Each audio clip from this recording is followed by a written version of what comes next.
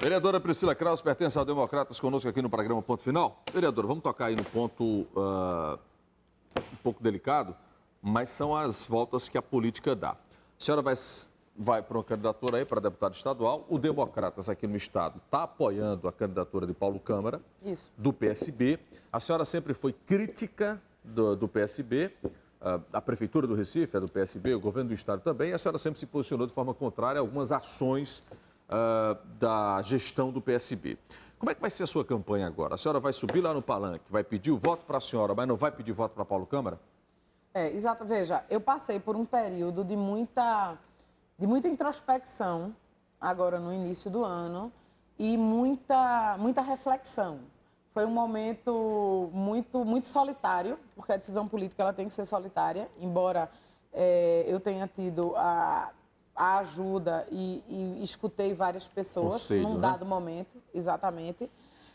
Eu busquei realmente escutar algumas pessoas que sempre participaram desse projeto de vida pública, que não é mais um projeto só meu, na verdade nunca foi, para avaliar exatamente o que era que estava em jogo e o que era que estava em questão. E aí, Paulo, eu lhe digo com toda a franqueza e digo a todo e qualquer cidadão pernambucano que chegou um momento que eu disse, corre-se o risco seríssimo de que eu não seja candidata. Eu preciso ter condições políticas para ser candidata, para sair na rua e para olhar no rosto do meu eleitor, no rosto do cidadão pernambucano. E isso tem que estar, para eu fazer isso, eu preciso agir condizente, de uma maneira condizente com a minha trajetória, com a minha vida política e com o meu compromisso com as pessoas. E nesse momento de reflexão e de ausculta, eu escutei muitas pessoas, procurei pessoas para dizer, quero lhe ouvir sobre o que está acontecendo e o que é que você acha, como eu me coloco. E tiveram duas opiniões que foram muito fortes, muito fortes. Foi, você não pode perder a sua identidade de oposição, você precisa continuar com a sua forma de atuar. E a outra foi, precisa-se ter uma voz como a sua na Assembleia. Precisa-se ter alguém que atue como você. Eu disse, está danado, né? Porque como é que eu vou conseguir conciliar isso e de uma maneira que seja uma maneira clara, honesta, com o meu eleitor, mas também com os dirigentes partidários. E eu sou dirigente partidária, né? Com os meus pares do partido e de uma maneira clara, inclusive para aqueles que são meus adversários e que nós estamos na mesma coligação, porque política se faz com lealdade para com todos, E aí conversei muito com o presidente do partido, deputado Mendonça Filho, que teve uma postura de uma elegância e de uma correção comigo e de um respeito. Aliás, o meu partido tem a tradição de respeitar os seus filiados. E quando eu conversei com ele, eu disse, Mendonça, só tem uma forma de eu me colocar como pré-candidata e como candidata nessas eleições. É de que eu tenha a garantia de que eu posso seguir com uma postura de oposição, com uma postura fiscalizadora e de independência. Eu preciso ter à vontade. Ou seja, manter a mesma linha, né? Manter a mesma linha.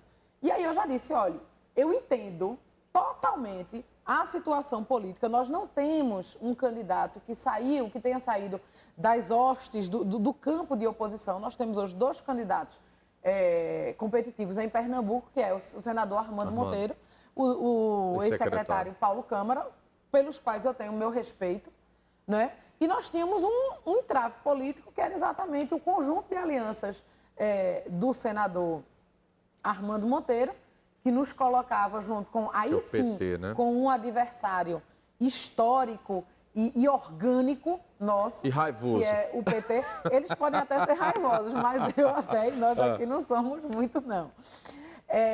E aí eu disse, olha, eu entendo completamente, se você disser, Priscila, infelizmente, nós estamos numa conjuntura política que uma candidatura como a sua é complicado do partido apoiar. Certo. E aí eu escutei exatamente o contrário dele. Eu escutei exatamente o oposto.